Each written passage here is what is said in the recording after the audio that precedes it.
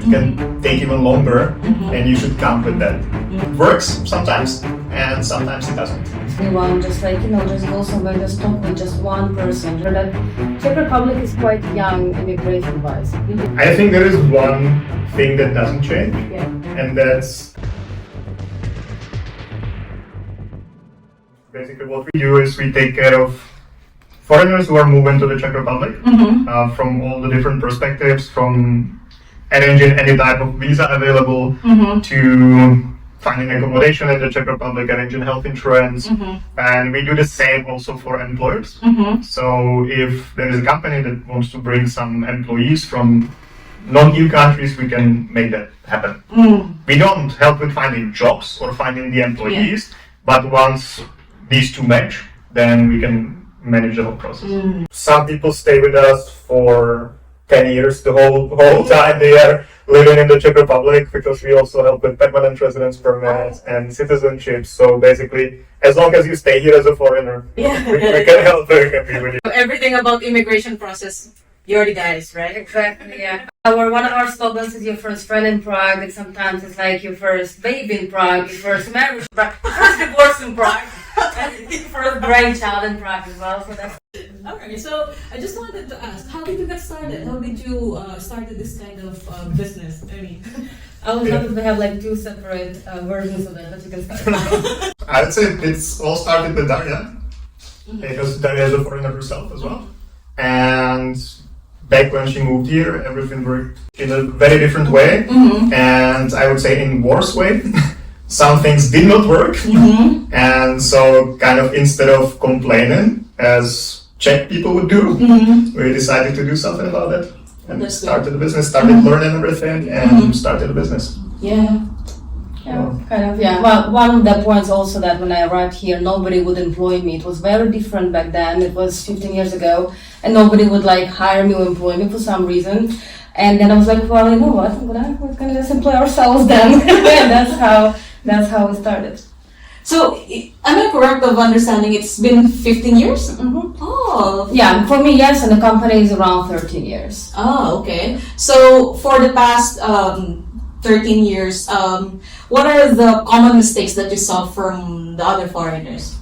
So many, oh my god. Maybe applications or... No, I would say the main thing is the timing or the timelines, that people start too late usually. And that especially applies to some visa types, like student visas, or if you find a job and you have some like set starting date, because all the immigration processes usually take at least 4 to 6 months if everything goes well. Like preparing the documents, getting an appointment, waiting for approval. It can take even longer, and you should count with that. So that's one of the important things that people often start, like especially students, they apply for the visa in August and then they're surprised that they don't get it approved by September when they have to start school, and then the visa is denied because the school started and all that. So that's one for sure. And sometimes I would also say that people think the processes are very simple, and sometimes like they try to do it on their own. And it works sometimes, and sometimes it doesn't.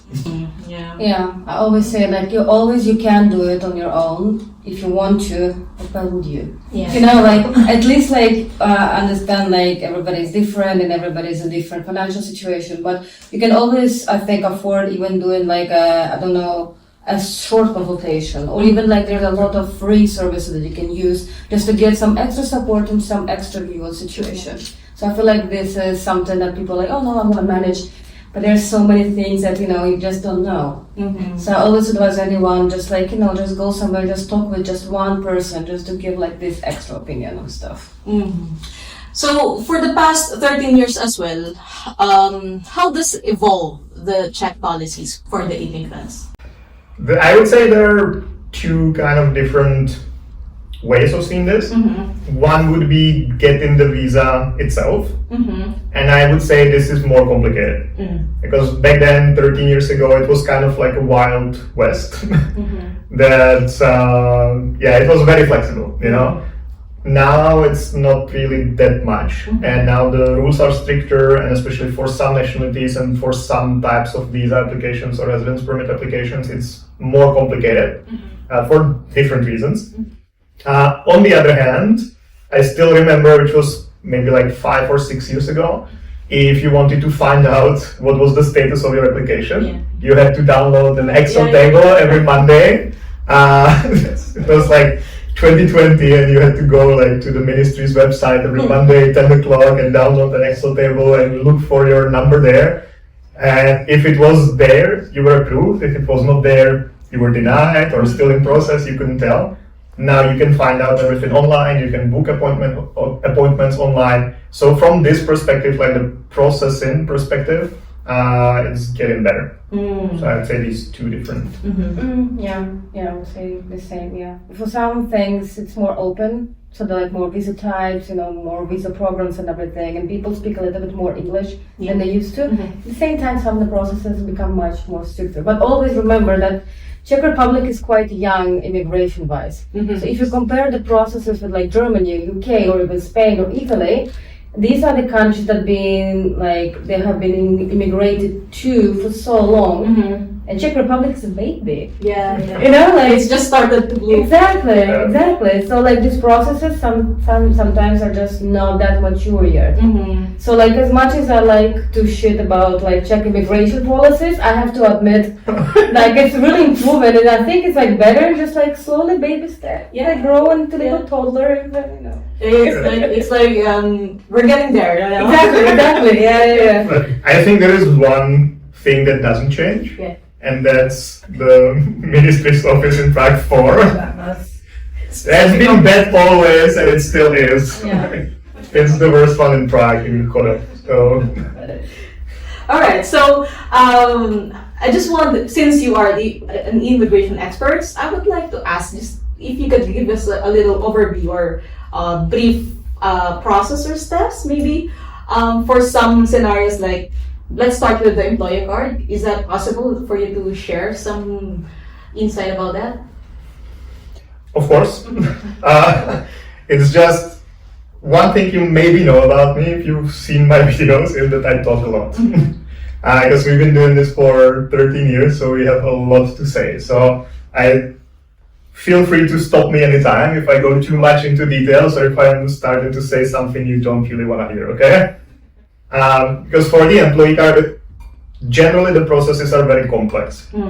So it might be very different for different nationalities. So if we can stick to the Filipino community and focus on that, but the process for Filipinos will be very different than process for Indians, for example, and that will be very different than for Americans. It will be way easier for Americans than for any other nationality. So there is no like one process fits all. It depends on the nationality. It kind of depends also on the season, where you live, on your situation, your employer. So there are big differences between nationalities, but generally speaking, Philippines are now in a good position.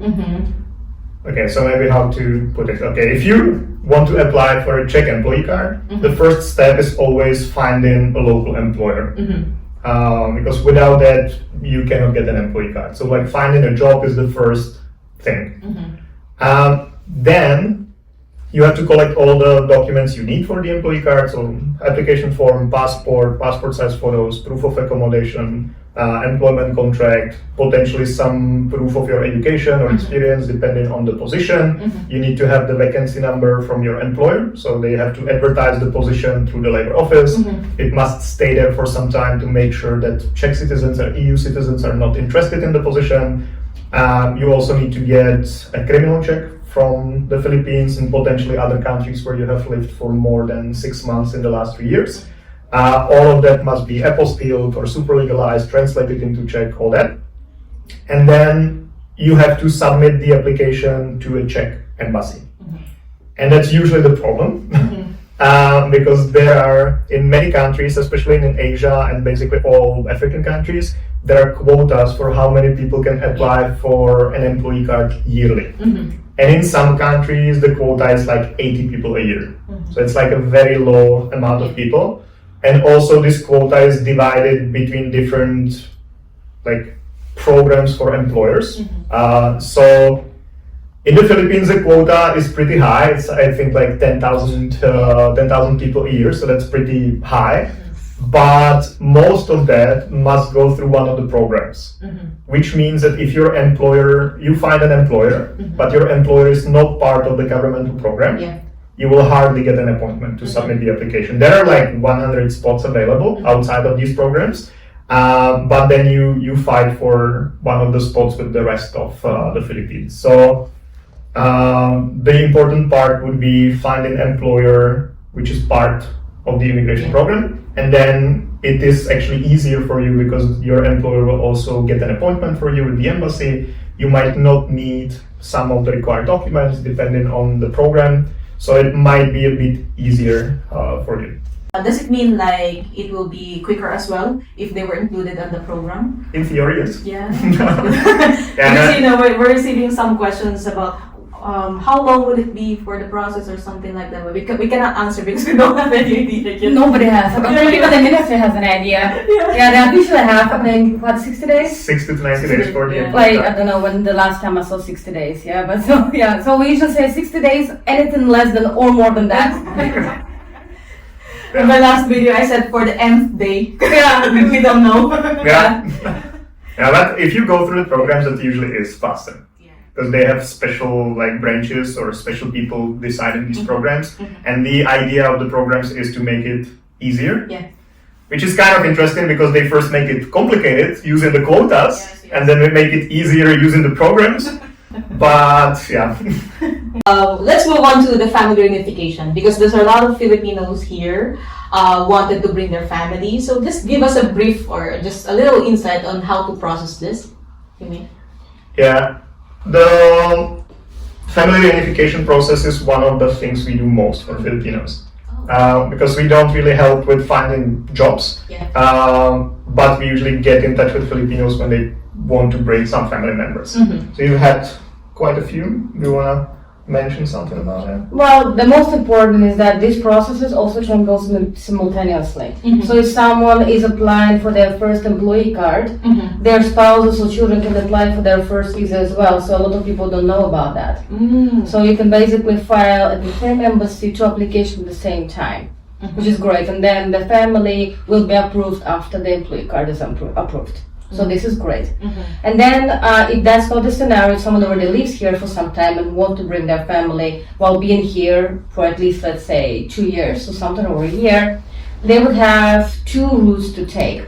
One route is for the family members to apply for a visa or to apply for the residency permit right away. And that's the difference. So the first one will be just a visa, sticker and a passport, maximum 1 year, with no right to work here.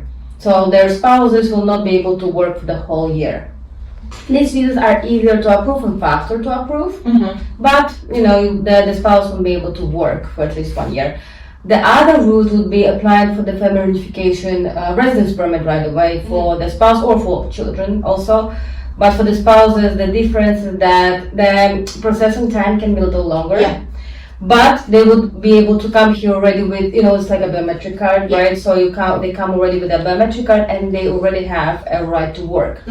So that would be quite a deal breaker. So we usually ask, what's more a priority? To get the spouses and children as soon as possible here, or that the spouse works? Yeah, and then, and then it depends what's the priority of the person. So they have two options. Exactly. Either they can come here with a travel visa only. It's also a family visa. So it's also long term. It just will be not a biometric card but a sticker with no right to work. And then the other one is apply the reunification immediately. Exactly. That makes sense. Yeah, so it just depends what the priority is, but basically the process is very similar to employee cards. Basically all the legal processes are very similar. So you will need to have some documents apostilled, like marriage certificate or birth certificates, have them translated officially with the Czech translator, which is very important, and then sent back to the Philippines, for example, and being applied at the embassy. Okay, but for the family reunification, correct me if I'm wrong,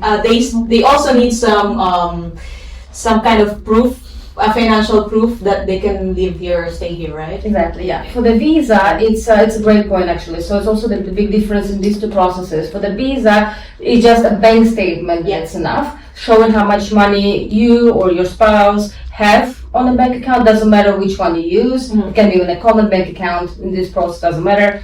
Just showing the amount that is in the bank account and that it has been there for a while. For the residence permit, the biometric card, the mother takes longer to approve. You don't submit the bank letter, but you submit working contract of a spouse that works here or a parent, and the payslips showing that the income has been consistent and reached some kind of amount. So this is also a difference in that. All right, so thank you for giving that information. I think not everyone knows that. Just the verification itself only. Yeah, I think there is a lot of people don't know, especially about the first option, that you can apply all together and that you can bring your family as soon as possible, basically, and that you don't really need to be making enough money for that, because that only applies to the residence permit. But you can bring your family anytime, because there is also sometimes people tell us, okay, but there is this 6 months waiting period or 15 months waiting period when you cannot bring your family. That only applies to the residence permit. That does not apply to the visa. So you can bring your family members right away. You just need to show enough money in your bank account and you can be all together here. Which brings me to one point, which is a very recent practice of the Ministry of the Interior, where they make it complicated for spouses to get approved the family reunification if the main applicant has been here for a couple of years, 2 years, 3 years, and the other spouse is still in the Philippines and they don't really visit each other too often. Because then the ministry says, okay, you haven't seen each other for 3 years, so why we should approve your family reunification? You don't really want to live together anyway. So I would recommend definitely applying for the family reunification kind of as soon as possible. Or if you have to leave it for later, that's fine, but at least make sure that you visit each other maybe at least once every 6 months. Once a year would be like the very minimum, but maybe the spouse comes here using a visit visa, tourist visa, or you go back to the Philippines for a month or something and you visit each other. So when you apply or when your spouse applies for the family reunification, they will not have problems with like proving the relationship. So it's like an additional confirmation from the ministry that you should be together at some point in time. Unofficial, All right. This is one of the things that's constantly changing in the immigration, the rules like this, because this is not like an official change in the law that would start saying, okay, you need to be visiting each other. But at some point, the ministry just decided, okay, well, we're not going to approve applications that people don't visit each other. They also started to do these interviews at the embassies as well with the spouses to find out how much you actually know about your spouse, if it's not just like a visa arrangement and everything. So like what's your birthday, what work they do and everything. In fact, the whole interview is so like, for me it's bizarre. But like, so it's like it's getting stricter. Right?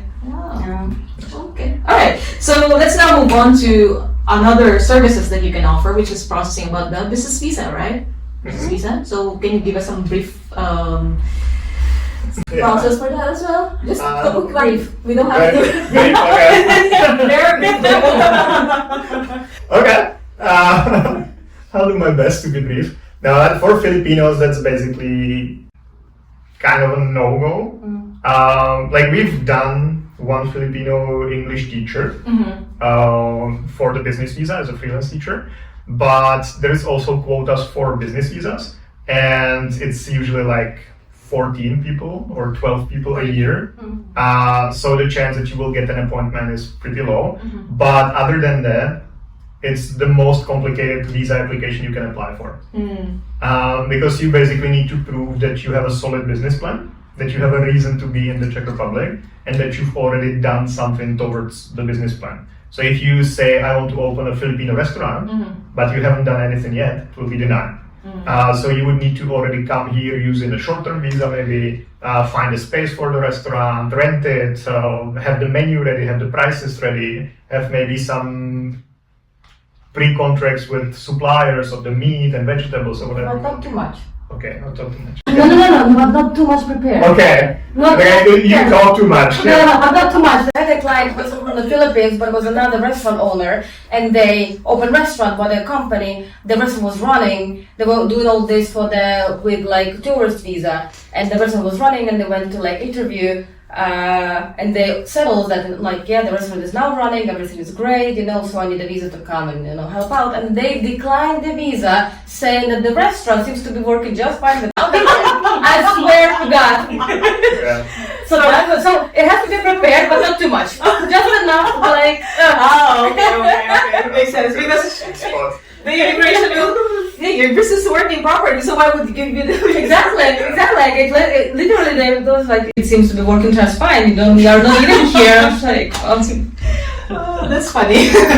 Anyway, so I think it will work mostly for the EU citizens because it's accessible for them to visit for quite some time, right? But for us, like Filipinos, kind of hard because we need to process everything right before we started, right? Exactly. Yeah. All right, so.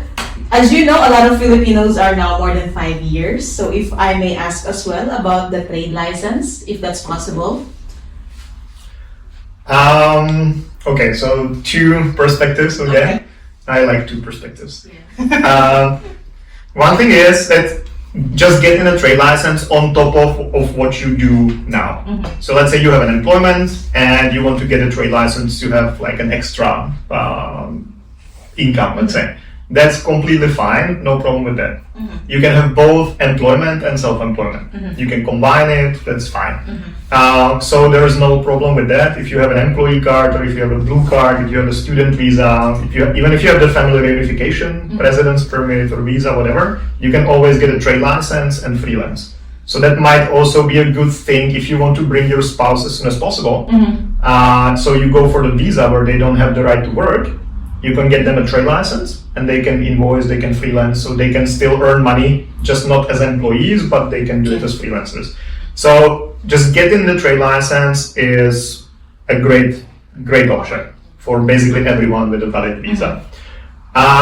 Changing the purpose of your stay from an employee card, for example, to business, I would not recommend that. Because you can only do it after 5 years of living here, as you mentioned. But after 5 years, you can also apply for a permanent residence permit, which gives you way more options and benefits. And it's also way easier to get the permanent residence permit using employment than using a trade license. Because you need to prove that you've been making enough money on a monthly basis. If you're employed, it's basically just showing your last 3 salary slips. As easy as that. For the business, it gets way more complicated because you need to do taxes correctly, they need to show high enough numbers, you deduct the social security, you deduct the taxes, all that, so it's way more complicated. In your perspective, is it worth it being a permanent resident here as a foreigner? Absolutely. Yeah, come for you. Absolutely. Yeah, because it gives you like, you're not attached to your employer or to your purpose of stay. So basically, as soon as you have a permanent residency, first of all, it's forever. It's forever unless you commit a crime or something. It's forever. You just have to renew it every 10 years. Yeah. And it gives you almost the same rights as Czech citizens, actually. So definitely, if you don't want to work anymore, you don't work. If you want to work, you can work for whoever you want. You want to open a trade license, you do that. You don't want to, you'll close that. So basically, you can be here as free as possible. So I think for third country nationals, it's a game changer. It also allows you to live in other EU countries for up to 6 years if you want to.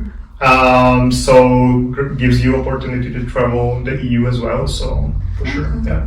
But I think you have to remember as well the obligations, like the social security and health insurance, right? Yeah. So that's part of being a permanent resident here. Yeah, but basically just health insurance, which is health insurance. Yeah, which is not like it's not such a significant amount to pay every month. Yeah, so in case you're not employed, for example, you just cover like the bare minimums and that's it. So from in my opinion, getting permanent residency is really worth it. It's just the only downside is that you will need to learn Czech to pass an exam.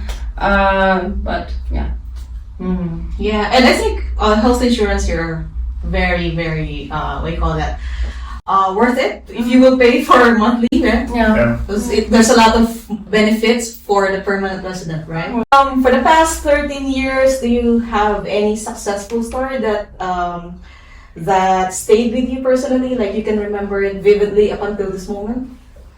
For me, it's definitely the first client we've had. Yeah. Because we wrote our first website ourselves. Because back then it's just 13 years, but everything was different. Like websites look differently. Everything like no applications, nothing like that, or not that many.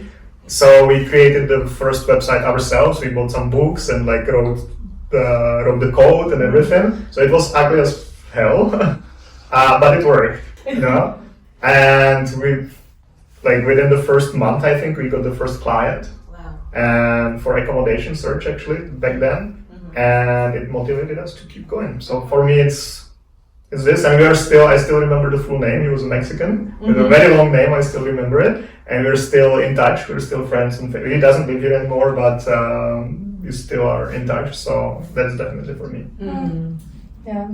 Same for you. Probably, yeah. I also always like to follow up on like families. So someone who, for example, comes here and they meet their like spouses here and they get married and then they have children and then we do their children's residencies. You know, like this always like really touches my heart that you see like that they met here and then they got married and then they got this child and now like they all live here and now they all have permanent residency. It's always like very, very sweet.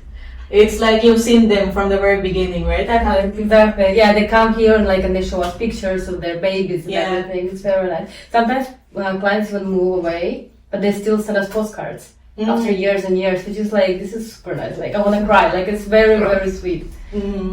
Right. So that's a success story. How about the challenging one? Like it's too complicated and you can't even know how to resolve it before.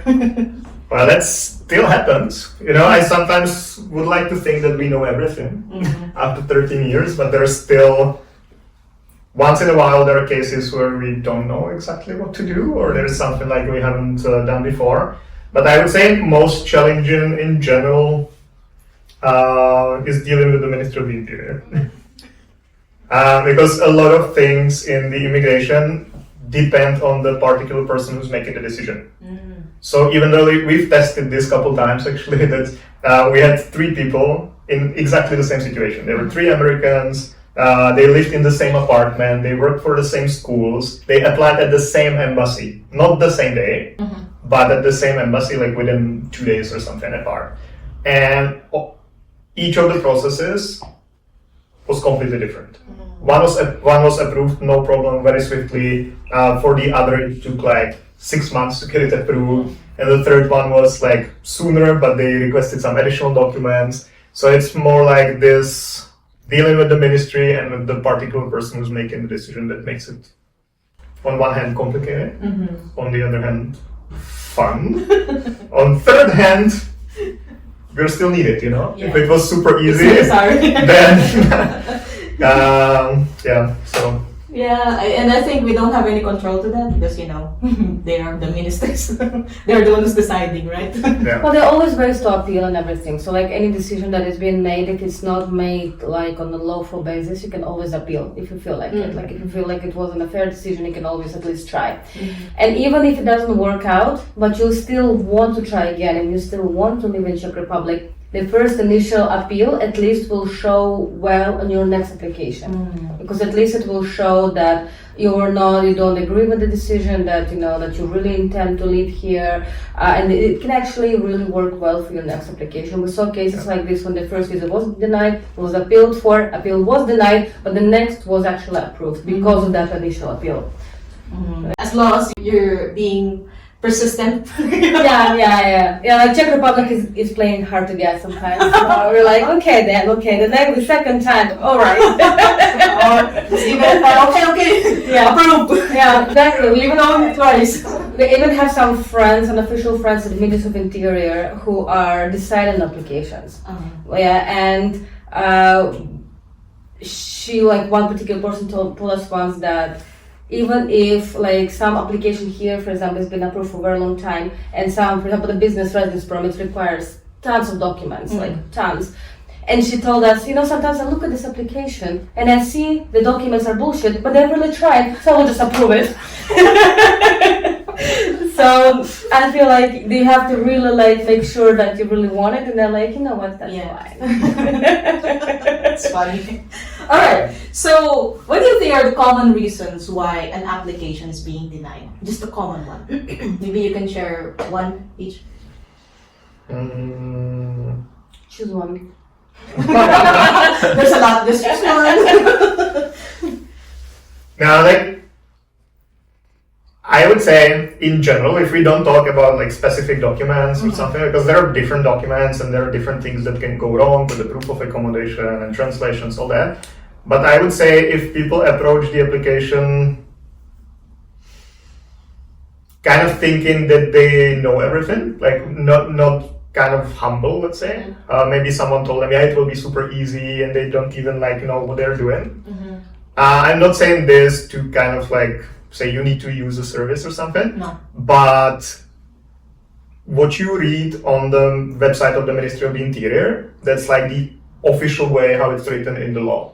But it does not mean that if you give all the documents to the ministry that they will approve the application. They often want to get something extra. For example, for the business visa, there is a lot more than what you read online. The same for a partnership visa, for example, or these kind of rules where we discussed with the family reunification, like if you don't live together for some time, that's usually what no one tells you. So I think at least like the first application, it's worth like using someone's help to make sure that the first application is good and you actually get here. And then for the extensions or whatever, you're already here, you've done some research, you've spoken to people, then you can handle that potentially yourself. But from my perspective, this would be like approaching the application, thinking that it will be easy and fast, and then not knowing exactly the processes and what the documents need to look like. For me, it's trusting people on Facebook. Yeah. Like, if there's something that really burns my fire, it's over in a Facebook group with like nonsense advice from people who has no idea what they're talking. I don't know who makes me more angry: people who give advice on something they don't know, or people who listen. Like, honestly, at that point, I'm not even sure. So sometimes it will just like, I always restrain myself. I was like, I'm not gonna participate in this, but then sometimes I do participate. You can stop it. Yeah, just like.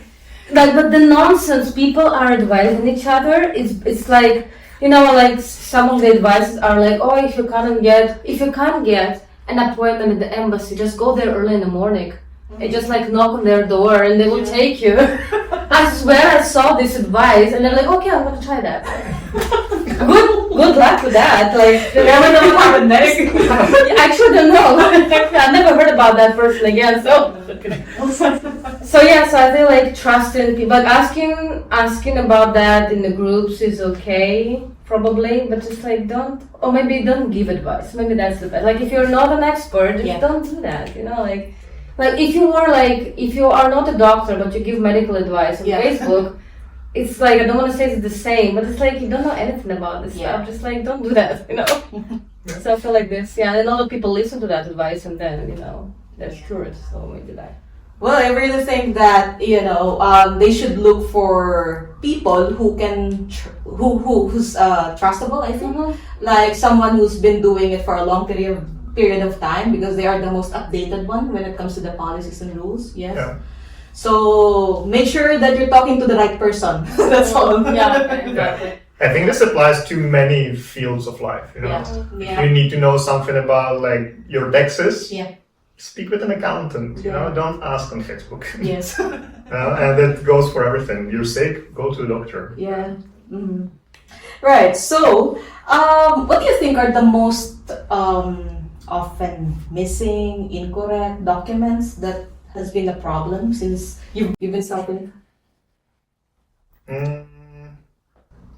It depends on the application, on the nationality as well, because that's different. For example, in the Philippines, you use apostille, which is a bit simplified version of verifying documents. In some countries, it's still superlocalization, which is like one step more complicated.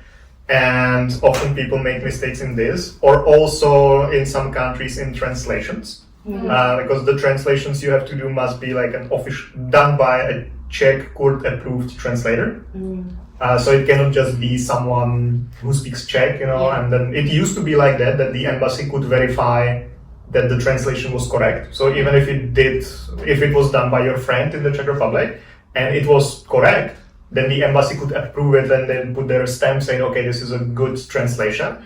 But that's not the practice anymore, at least not in like 99% of embassies. So that would be one thing, the proper verification and translation of documents.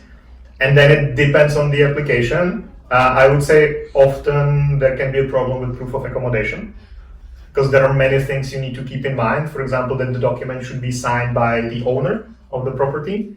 If it's not signed by the owner, you must get also all the supporting documents, like a power of attorney for the person who's allowed to sign it. And it must be also an official copy of that, not just a simple copy attached to the contract or something, but like an official notarized copy. Also, sometimes the apartment is not officially an apartment. It's registered in the land registry as a business space or a cellar sometimes, or like an attic space, and you cannot officially live in these properties. So that's often a problem. But usually, if you get an employment offer, that can go also with accommodation proof, that you get like all the documents you need for the application from your employer, and that's usually fine because they've done it before. So they know that, okay, this accommodation will work. So this would be more like if you're doing it on your own, or if it's not like, if it's a new employer or if it's not through an employer at all. If they are not aware yet, right? Yeah. It's gonna be a problem for the accommodation, because as you know, having an accommodation here is not just just live in a one place. There are some establishments that is only for a resident, right? Like for example, in the business, it should be done only for business. You cannot reside there, right? Exactly. Yeah. One more thing maybe here also, that if you're bringing your family members, you all need to have the same address. Yeah. So you should not, like, if you live, for example, in accommodation provided by your employer, but the employer will not give a proof of accommodation for your spouse, it's not good. Because you're saying, okay, I want to live with my spouse, but they will be living somewhere else. So then you either need to somehow like manage it with your employer that they will do that, or you need to like move, find a a different place to live, like your own apartment. Change the address with the ministry first for yourself, and then the spouse can use the same address of the new apartment. So the accommodation is probably. Should be synchronized, or just one address, right, for the couple. Yeah. Right. So in recent years, how does the European policy or Czech policy change affect the non-EU or the immigrants, as you've seen? I feel like there is a big difference with EU policies and Czech policies. Oh yeah, it's different. Sorry. No, it's a good question, because a lot of people think like, as soon as it's European Union, the laws are the same, and whatever EU decides, that's the way how Czech Republic goes. But a lot of times, actually, the opposite. So there are two different laws, immigration laws, different levels of immigration laws in Czech Republic. One is managed by the Czech legal system, another one is EU legal system. Yeah. So that's a big difference. So a lot of things that EU decides on immigration, the quotas, and the whole like political or immigration theme that it's gonna take, that has nothing to do with Czech Republic, for example. So I feel like that's important also to realize. Yeah, because some foreigners are, when they say that Europe, they think, or Czech Republic, they think about the general policy of Europe. Yeah. Because it's Schengen. Yeah, which makes sense for sure. Yeah, but a lot of times Czech Republic actually goes like in different direction. Yeah. Maybe they are following some general rules, but when it comes to the Czech Republic itself, they have their own rules as well when it comes for the immigrant. Exactly. Yeah. How do you usually advise people when they will be having an interview, like for example for the ministry interview? Have you encountered that, some clients with the interview? There are usually interviews for three main applications. One would be the business visa. That's usually a detailed interview where they ask you also about your business plan, of course, but also about the tax system, for example, how much you will be paying for social security, healthcare, income tax as a freelancer. Second would be students. They usually question your motivation, and now the setup is that they don't believe that you want to study here, and they ask you questions to prove that. And third is for something called a partnership visa, which is for unmarried partners when one of them is, maybe that would be one thing to mention as well. Because we've had a couple questions about that. I'll go back to the original question, sorry. I told you. Because we've now had a couple questions about bringing from the Philippines, bringing your unmarried partner. It's like partnership visa. Yeah, but unfortunately that does not really work for couples where both of you are non-EU citizens. The partnership visa works if one of you is an EU citizen living in the Czech Republic and the other is non-EU. Then you don't have to be married. You can be just dating for a year and you can get a residence permit here for 3 years. So it's very good option. But if both of you are non-EU citizens, that's very complicated. Technically possible, but very, very unlikely because you would need to prove that you own some properties together, for example, or have a joint bank account together, that you have kids together. And if you just have photos of you traveling to different places, that's not really gonna make it. And even if it does work out, you don't apply for a family reunification visa, you apply for the other visa, and that does not allow your spouse to work at all. Never, kind of. So that's also a big disadvantage. Even if it worked, they would not be able to work. So that's just like a side story. And then back to the... No, I'm back. That's good. I forgot to mention it as well because some foreigners as well are thinking that if they have a partner, like for example non-EU, and then they have a partner in other country, like for example for us in the Philippines, we thought that it's possible for you to apply a partnership visa. We thought that in that way because we are here already, but not knowing that it's quite complicated because first of all we are not an EU citizen, right? So it's like maybe out of 100, it's like one person only who will get approved, and you have to provide a lot of documents and information to the ministry, right? Yeah. And then it's again on the person who's making the decision if they believe you or not. So if you put exactly the same application in front of one person, they might approve it, and if you put it in front of another person, they might deny it. So that's also part of it. But as for the questions or the interviews, we usually do like a mock-up interviews because we know roughly the questions embassies ask or the ministry asks. It might vary a bit depending on the embassy, but the general idea is always the same, that they want to confirm if what you're saying that you will be doing here is what you really plan on doing. So if you're a student, if you really want to study this program, why you chose the program, what will you be doing after you graduate, what did you study before, how is it connected to like what you plan on studying here. So that would be for students. For the business, we talked about it before. For partnership visa or even the interviews for married couples that they sometimes do now, it's all about your relationship. So when did you meet? When did you start dating? What's the names of your parents? What's the name of your parents, like the other person? Like what did you do on the last Valentine's Day? And these kind of questions. So we usually do mock-up interviews that we sit with the client and we pretend we are the interviewer and they sweat and they try to answer the best they can. So. Alright, so in your opinion, is it really worth it having a professional advisor or someone who's authorized or representative to process the document? Not really. Yeah, at least to have someone to talk to like once, like if you can't, like as I mentioned, like if you can't afford it or you think like it's better to move money somewhere else, it's okay. But just have someone just like for a short consultation, just someone to take a look at this, just give you some, like some points to that. So I think some countries are easier to immigrate to. So usually we're talking about Southern Europe, for example, when it's, as I said, it's much more mature and it's sometimes easier to immigrate to. Then maybe, I don't know, I don't have experience with that, but in Czech Republic, for sure. Yeah, you've mentioned it into your Borderline podcast. By the way, guys, they have a podcast called Borderline Czech, right? And you can find a lot of helpful information there for the non-EU or the immigrants. They shared it there in their podcast, so you might probably listen to it as well while you're driving or traveling. Yeah.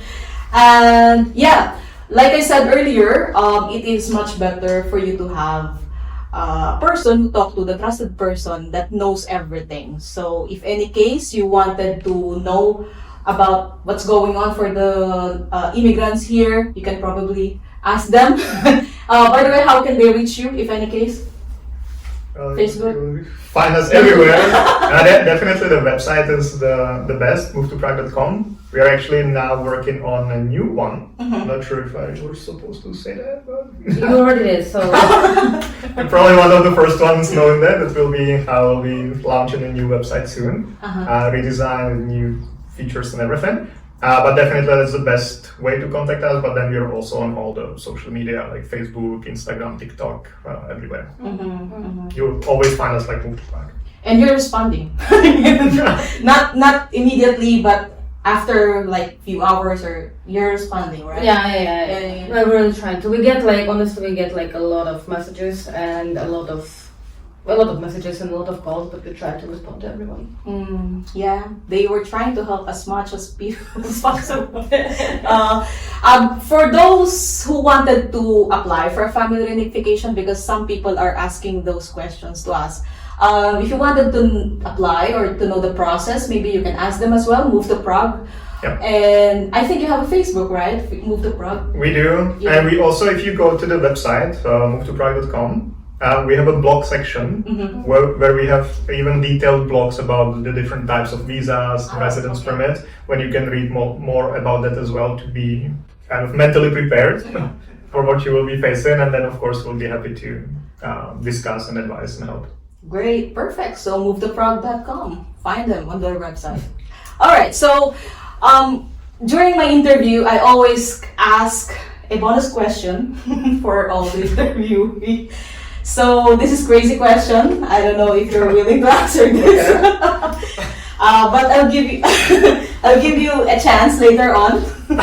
So the bonus question that was left behind by the previous interviewee was, who would you like to marry? Who would you like to marry? Czech or Filipino? That's a specific question. Sorry. Okay. Well, See, this is crazy, right? I'm not the husband type, I would say. So Okay. I don't plan on marrying anyone, honestly.